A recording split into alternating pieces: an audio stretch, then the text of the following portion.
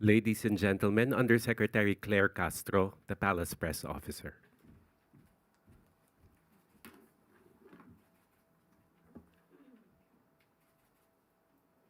Magandang umaga, Malacanang Press Corps. Welcome sa ating press briefing ngayong araw. Simulan natin sa magandang balita na dala ng administrasyon ni Pangulong Ferdinand R. Marcos Jr. para sa bagong Pilipinas. Upang lalo pang pasiglahin ang turismo at ekonomiya ng bansa, pinirmahan ni Pangulong Marcos Jr. ang Executive Order No. 86 na nagbibigay ng legal na basihan para sa mga tinatawag na digital nomads na nais pansamantalang manirahan at magtrabaho sa Pilipinas.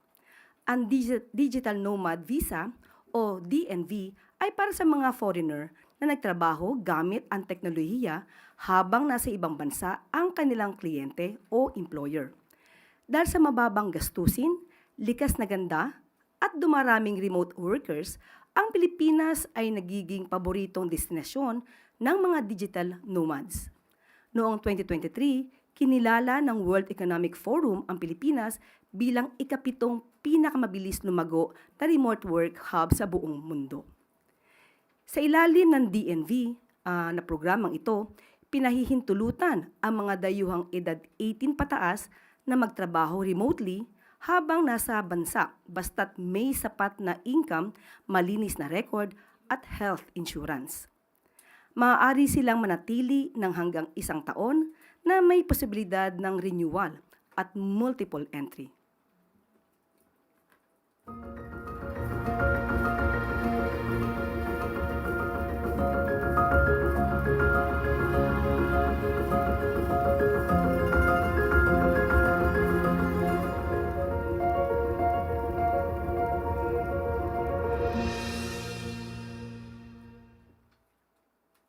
Tatlong bagong destinasyon mula sa Central Luzon ang nominado sa prestisyosong World Travel Awards. Inanunsyo ng Department of Tourism na sa ngayon ay umabot na sa 10 ang bilang na nominasyon para sa bansa. Ang Aurora Province, kilala sa malilinis nitong baybayin at ecotourism, ay nominado bilang Asia's leading regional nature destination. Ang San Fernando, Pampanga, na tinaguri ang Christmas capital ng Pilipinas, ay kinilala naman bilang Asia's leading cultural city destination. At ang Clark Freeport Zone na patuloy na umaangat bilang business at MICE hub ay nominado bilang Asia's leading meetings and conference destination. Alinsunod sa direktiba ni Pangulong Ferdinand R. Marcos Jr., mas pinaigting ni Department of Tourism Secretary Cristina Frasco ang programang panturismo ng bansa. Ayon kay Frasco, ang mga parangal na ito ay patunay ng lakas at lawak ng ating turismo mula sa kalikasan, kultura hanggang world-class events. Pagpapatunay din ito ng direksyon ng National Tourism Development Plan for 2023-2028. Ang pag-angat ng hindi lamang mga sikat na pasyalan, kundi pati mga bagong destinasyon na nagpapakita ng ganda ng Pilipinas. Tunay niyang sa bawat baybayin, pista at pagpupulong, ang ganda ng Pilipinas ay kinikilala sa buong mundo.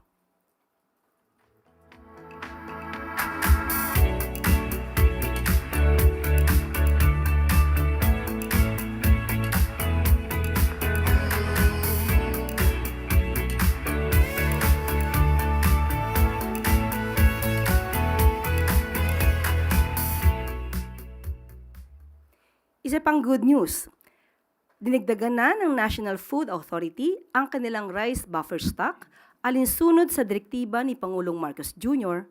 na pagtingin ng NFA ang pagbili ng palay mula sa mga lokal na magsasaka. Isang hakbang para suportahan ang kabuhayan nila at tiyakin ang sapat na supply ng bigas sa bansa. Sa pinakahuling tala noong April 24 ng NFA, may 10.1 milyong sako ng palay at 1.2 milyong sako ng bigas ang NFA na sapat para sa 10 araw na konsumo ng bansa. Ang pinakamataas na inventaryo mula pa noong 2020. Ayon kay NFA Administrator Larry Lacson, may natitirang 12 bilyong piso para sa patuloy na pagbili ng palay ngayong summer harvest. Dagdag pa ng NFA, ang tuloy-tuloy na pagbili ng palay ay hindi lamang para sa mga magsasaka, kundi para rin sa mga pagbibigay ng mas abot-kayang bigas sa mamamayan.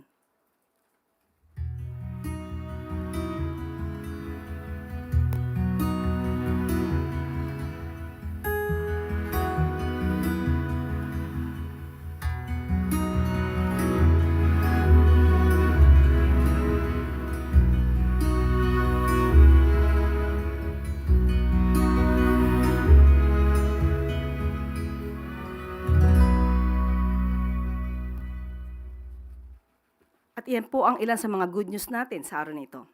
Maaari na po tayong tumanggap ng inyong mga katanungan. We have a question related to the Digital Nomad Visa Program. Jean Mangaluz, philstar.com. Good morning. The President recently signed the EO allowing the digital nomad visa. So, with the country welcoming more tourists for longer periods of time, is the palace worried that it'll drive up the local cost of living among these tourist destinations? How are we preparing for this? Definitely, if we will have more tourists, we will definitely have more income. And it will definitely also benefit the country and also the Filipino people. At ngayon ay isinasagawa po ang guidelines para po maisapatupad po itong digital nomad visa. At siguro po meron na rin po kayong kopya ng Executive Order number 86 para po makita po ninyo kung ano po yung mga guidelines na nakalagay po dyan. One quick follow-up. But during the height of the POGOs in the country, we saw how the income of foreign nationals drove up the rise of condo units. So are we considering that since the digital nomads are allowed to stay longer, it might drive up the cost of realty property? We will be having monitoring, unlike with the POGOs before.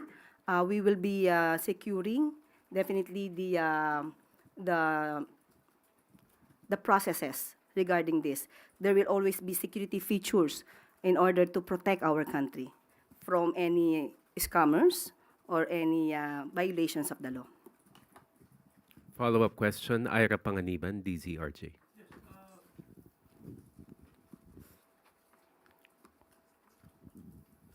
With the entry of the digital nomads, Undersecretary, have we considered upgrading or fixing up our entry ports, our airports, our seaports, and all other facilities that allows all of these foreigners to come in?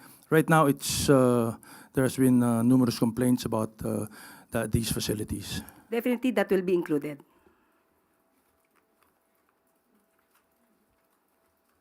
Questions related to that topic? Sam Medenilla, Business Mirror. Good morning, ma'am. Do we have an estimate how much the new policy will contribute to the economy? As of the moment, we still have the guidelines. We will just check on the figures on that. We will just give you the updates. Thank you very much. Moving on, Eden Santos, Net 25.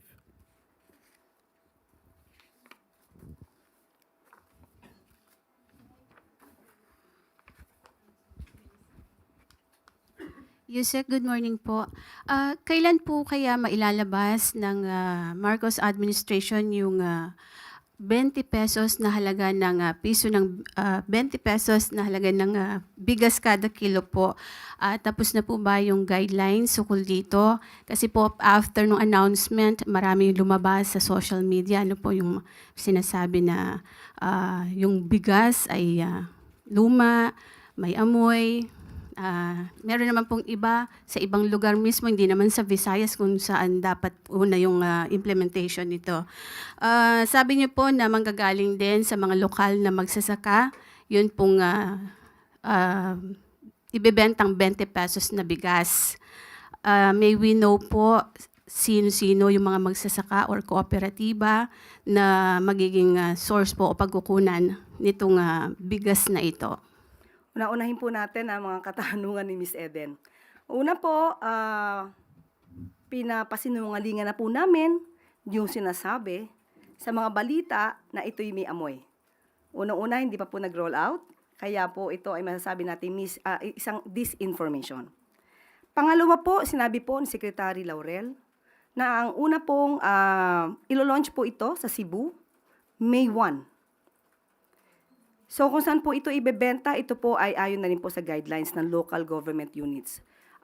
Siguro po mas maganda po itanong natin kung sino po yung mga involved na local government units para malaman natin kung ano yung mga guidelines po nila. At sa May 2 naman po ay sisimulan din po ito sa Visayas Avenue, sa Bureau of Animal and Industry. Sa May 2 po, ito naman po ay sa Kadiwa.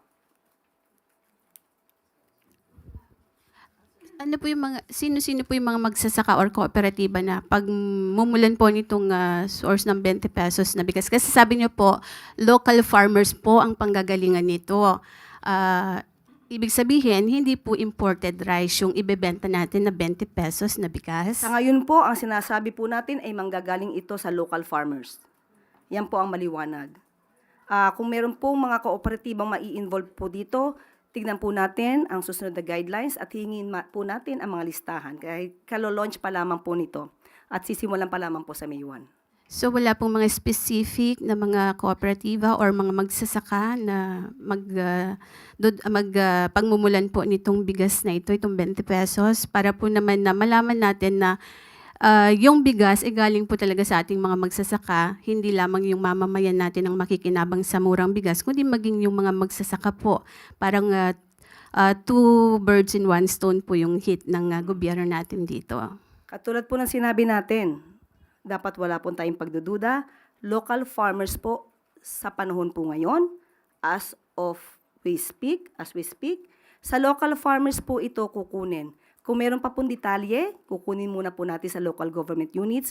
May 1 pa po ito ilulunsad sa Cebu. Kapag may detalye na po tayo, ibibigay po namin sa inyo. Katrina po. Domingo, ABS-CBN. Good afternoon, ma'am. Ma'am, Vice President Sara Duterte has questioned the timing of the release of this 20 peso per kilo rice. How do you convince the public that this is not a form of politicking, particularly because it is being launched weeks before the midterm elections? Kailan pa po ba natin ibibigay ang sakate sa kabayo? Kung kailan namatay na yung kabayo? Sa politika po, wala pong timing. Sa pagbibigay ng ayuda, sa pagbibigay sa mga taong kinakailangan ng tulong, lalong-lalo na yung mga nasa laylayan ng lupunan, hindi po kino-question ang timing dito. Sa pinakamaagang kakayanin ng gobyerno na maibigay ang tulong, ibibigay po yan. Walang politika rito.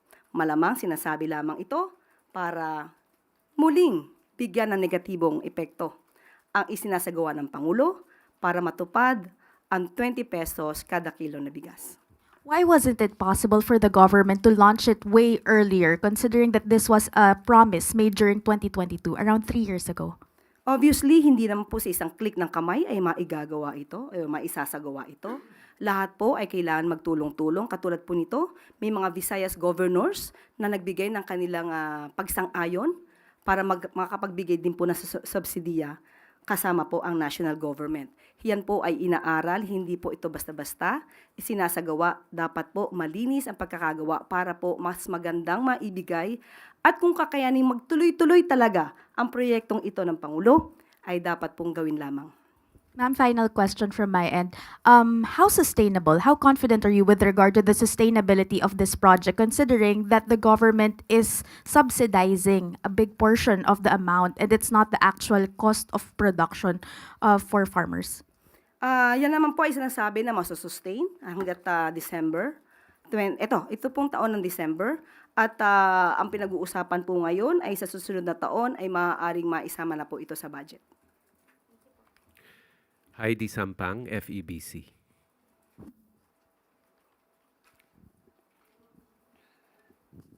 Good morning, Yusek.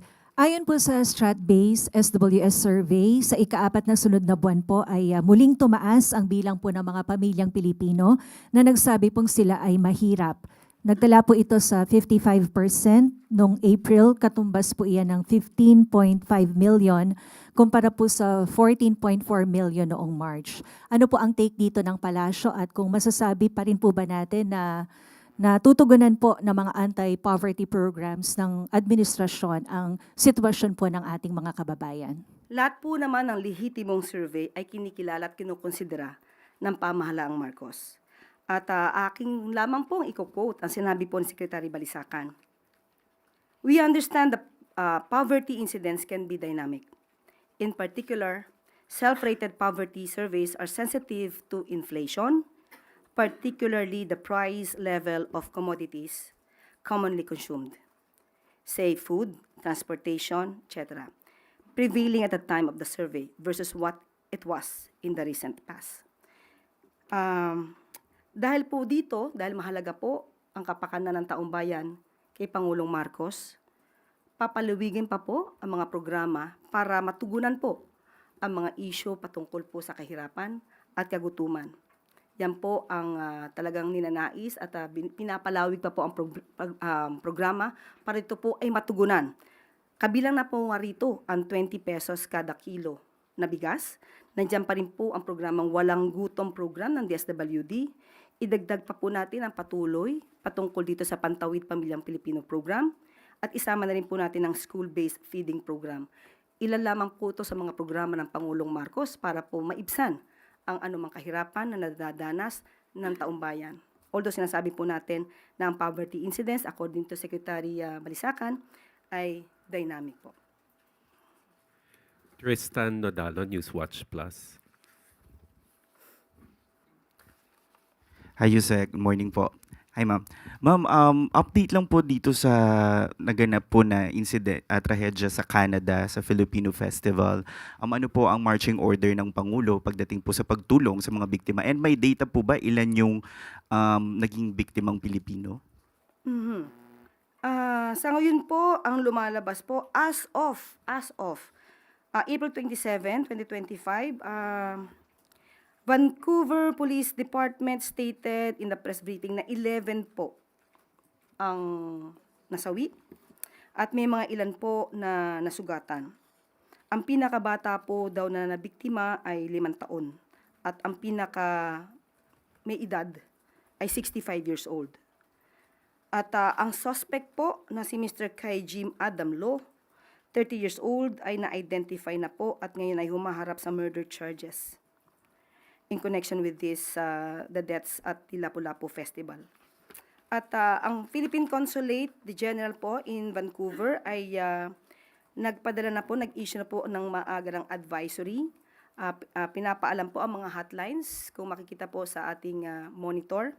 Nagbigay po ng hotlines para po sa mga biktima po, yung pamilya po ng mga biktima ay maaari po agad maka-connect or maka-contact po sa ating Philippine Consulate General. At ang consulate po natin ay nakapag-establish na rin po ng kanilang komunikasyon sa ilang mga biktima na nasugatan. At nakikipag-coordinate pa rin po ang Philippine Consulate General with the Vancouver Police Department regarding sa mga information pa po ng iba pong biktima at sa mga updates po ng pag-iimbestiga. Pero ano po ang talagang bilin ng Pangulo is because sa statement niya kagabi, he's very affected with what happened. Opo, dahil po ito'y kapwa Pilipino, minadali po agad na matulungan, ibigay po ang lahat na maaaring maitulong, lahat ng koneksyon para sa mga Pilipino po natin na nadamay po dito sa trahedya po sa Vancouver. Okay. Yusek, papasok lang po nitong statement ni Senator Amy Marcos that tomorrow ay magre-release siya ng final result ng kanyang investigation saying that there's a group effort from the administration to arrest former President Rodrigo Duterte. Sinabi po ng senador na may planadong hakbang para pabagsakin ang mga Duterte at hindi raw po alinsunod yung pagka-aresto sa dating Pangulo sa batas ng Pilipinas. Just a quick reaction on this statement po ni Senator Amy. Hindi na po siguro kataka-taka kung ganyan po ang kanyang magiging panuran, kanyang opinion. Bago pa naman po siguro nag-hearing ay makikita na po natin kung saan ba ang gawi ni Senator Amy Marcos. Chloe Hufana, Business Mirror. Pero karagdagan, of course, ang palasyo, dinideny kung ano man ang kanyang opinion. Chloe Hufana. Good morning, Yusek. Yusek, tomorrow, the Trade Secretary and the Special Assistant to the President for Investment and Economic Affairs will be in Washington for their dialogues with the USTR. Ma'am, what will be our bargaining chip to close a favorable trade deal? I was able to talk to Secretary Go today, just this morning. Tambilin po niya ay hintayin na lang po natin kung ano po yung magiging outcome ng pakikipag-usap at pakikipagnegosasyon. At kapag ka po meron na po tayong report, bibigay po namin sa inyo yung update. Thank you, ma'am. Follow-up question na lang, ma'am.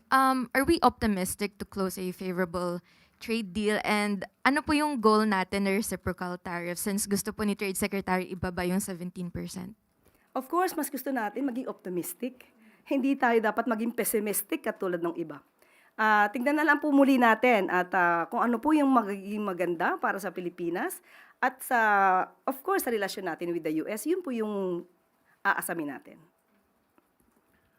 Ann Soberano, Bombo Radio. Yusek, good morning.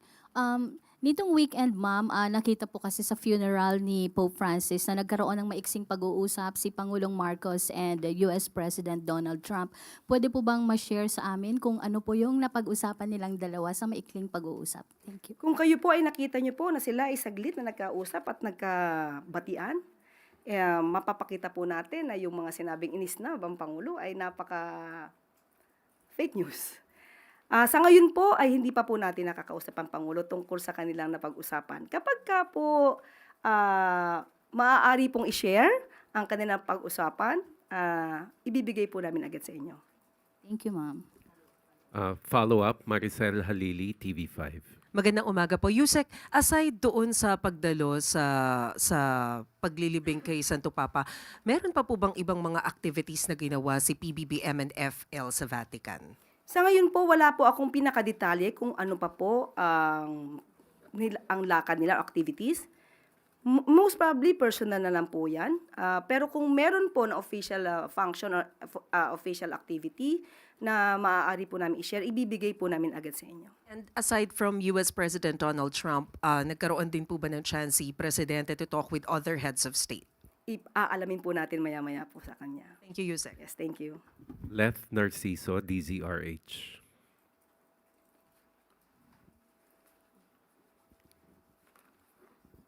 Good morning, Yusek. Ma'am, may plano po ba ang Malacanang na ipatawag si Ambassador Wang Xilian at pagpaliwanagin tungkol dun sa umano'y panghimasok ng China para impluwensyahan ang halalan sa bansa? Sa ngayon po, wala pa po tayong nadidinig na anumang pag-uutos patungkol po dyan. Pero minararapat po talaga na magkaroon po ng malalimang pag-iimbestiga patungkol po dito. Lalo-lalo na po kung ito naman ay may kinalaman na rin sa seguridad ng bansa. At kung ano po ang magiging kahihinatnan ng ating bansa kung may mga ganitong klaseng fake news peddlers na umaaligid sa ating bansa. So wala pa pong direktiba ang Presidente sa Department of Foreign Affairs to summon the Chinese ambassador and convey the concern over this report? Sa ngayon po, wala pa po nakakarating sa atin. Thank you po. Tina Maralit, Manila Times. Good afternoon, Yusek. Yusek, over the weekend, China's state media reported that the China Coast Guard has seized control of Sandy Cay, one of the disputed reefs near a major Philippine military outpost in the South China Sea. Has this reached the President? If so, ano po ang naging direktiba niya? Opo, nakausap po natin si DG Jonathan Malaya at inalam po natin ang katotohanan dyan. Ayon po sa kanya, kahapon lamang po, ang Interagency Maritime Operation po, nagsagawa po ng pagbisita. Ang routine and lawful exercise dito po sa maritime domain natin. At dito po sa Pag-asa K1, K2, and K3 at sa mga surrounding waters. Kompleto po nilang naisagawa ito at pinasisinungalingan po nila na ito po ay na-seize ng China. Ayon po kay DG Jonathan Malaya. At asahan po natin ang wala pong alinlangang dedikasyon ng Pangulong Marcos na ipaglaban ang ating karapatan sa ating teritoryo, sa ating maritime rights, lalo-lalo na po dito sa West Philippine Sea. At wala pong tuloy-tuloy pa rin po ang pagprotekta sa lahat ng karapatan ng bansa na naaayon sa international law, pero may paniniguro na ito ay para sa peace and stability. Ma'am, just to follow up po, nataon po yung insidenteng ito na may nangyayaring balikatan exercises between the Philippines and the United States, yung militaries po. Can this be construed as a provocation from the Chinese side? Given na ang binibigay nilang rason ng pagtungtong ng Chinese Coast Guard sa Sandy Cay is to exercise sovereignty and jurisdiction and to carry out an inspection, collect video evidence regarding the supposed illegal activities of the Philippine side. We cannot speak for China. Hindi po ako makakapagsalita ng anuman, kung anuman ang adhikain, layunin o plano ng China. Maraming salamat po. I guess that's all the questions we have, Yusek. Thank you. At bago po tayo magtapos, isa pa pong good news. Tumugon agad ang Bureau of Immigration para arestuhin ang 2 Korean national na wanted sa Interpol sa kanilang pagkakasangkot sa multi-million-dollar investment scams. Kinikilala ang dalawa na sina Kim Yung-sam at Wen Jol-yong. Dahil na rin sa direktiba ng ating Pangulo, mabilis na umaksyon, nahuli sa isang operasyon ng mga otoridad sa Parañaque itong mga taong ito noong April 2022. Kasalukuyan nananatili sa BI Custodial Facility sa Camp Bagong Diwa habang inihahanda ang deportation proceedings. At dito po nagtatapos ang ating briefing. Maraming salamat Malacanang Press Corps at magandang tanghali para sa Bagong Pilipinas.